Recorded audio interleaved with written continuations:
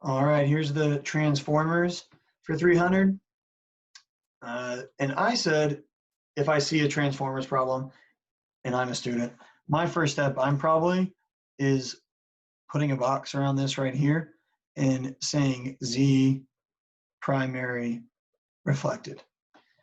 And the reason why is because it just helps us simplify this circuit. If I think about what's happening in this circuit, right, there's a current coming out of the generator, and it goes through the 320, it goes through the 160, and then it goes down through the transformer right here, right? And it gets transformed, and a new current is going to come out of the other side.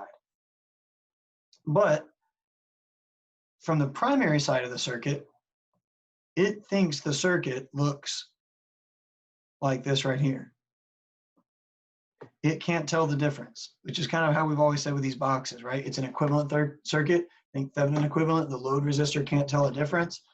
And so from the perspective of the load side, or the primary side, the source side, the primary side,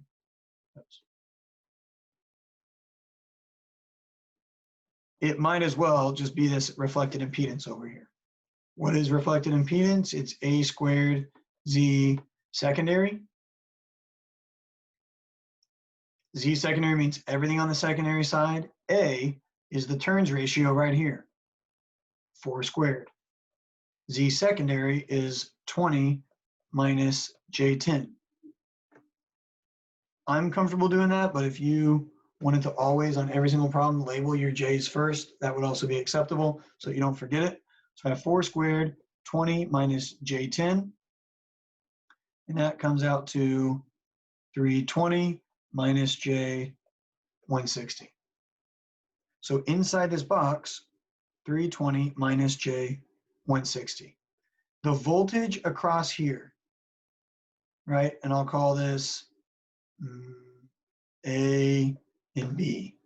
That is the voltage from A to B up here,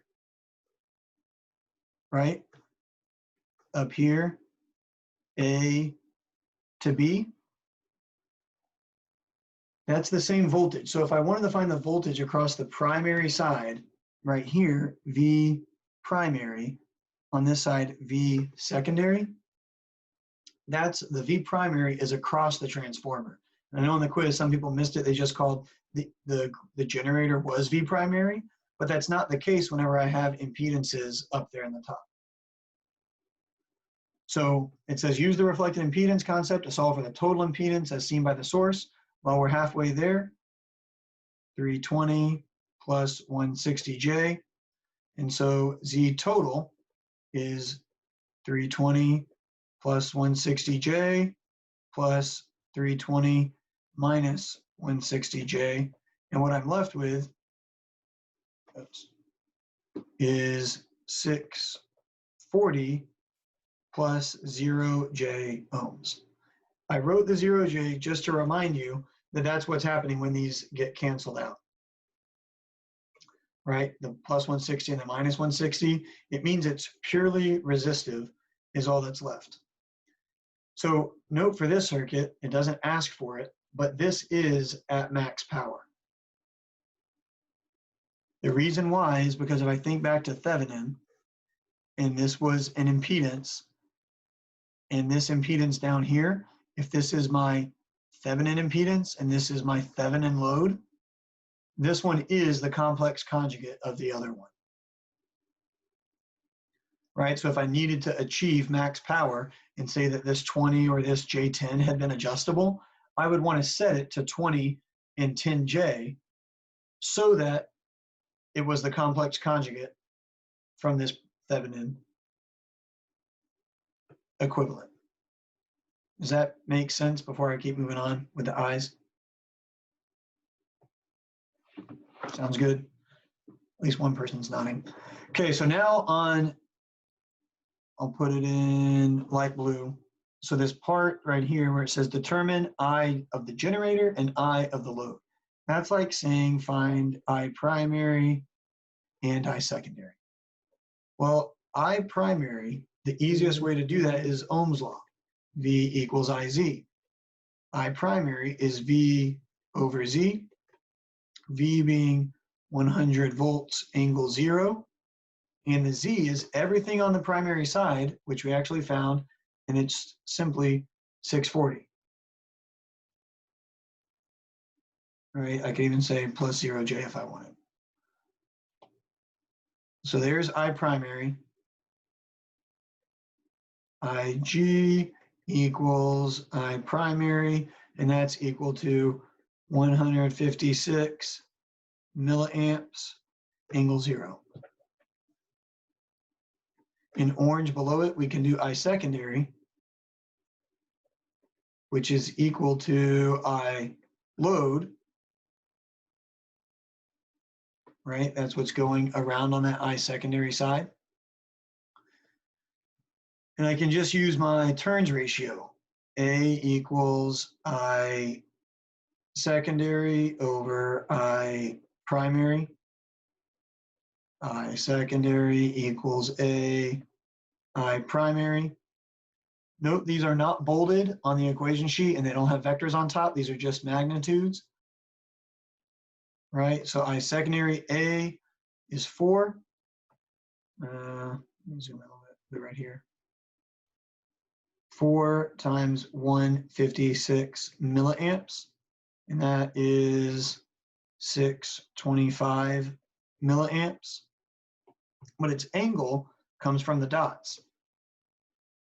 So if I'm going to make it a vector with an angle, I look at the dots, and it's either it's either the same as it was on the other side, or it's flipped at 180. Well, in this case, this dot right here and this dot right here are not on the same side. One's at the top, one's at the bottom. So it flips to 180 minus 180 degrees. I think someone asked me, could you also write positive 180? The answer would be yes, because as far as in a circle goes, there's a total of 360 degrees. Whether I go down and around to get there, whether I go clockwise or counterclockwise, I get to the same spot. Sir? Yep. For I generator, like the I primary current, when you solved for Z, why didn't you just use 320 plus 160J as the Z? Yeah, because from the perspective of the generator, the transformer acts like an impedance of 320 minus J160. That's why I redrew the circuit. From the perspective of the generator, that transformer isn't a transformer, it's just a load. Gotcha. And then that's why we redrew it to get the Z total, and it's only 640 because they cancel out. Okay. Yep. Thank you, sir. Yeah, and had that capacitor been a different value, maybe it wouldn't have canceled out, and then I would plug in that J amount. From the perspective, I'll just make a note on this side over here. From the perspective of the secondary side, that transformer doesn't look like a transformer. It looks like an AC source. And this is E secondary.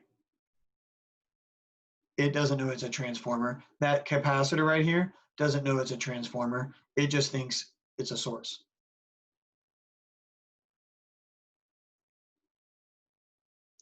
I don't think I've used it this semester, but the analogy that sometimes I've given is like, as far as from the perspective of you at your house, you don't know how an Amazon package gets there, whether it goes by trucks, planes, boats, however it gets to your house. All you know is that I ordered it on Monday and it got here on Wednesday.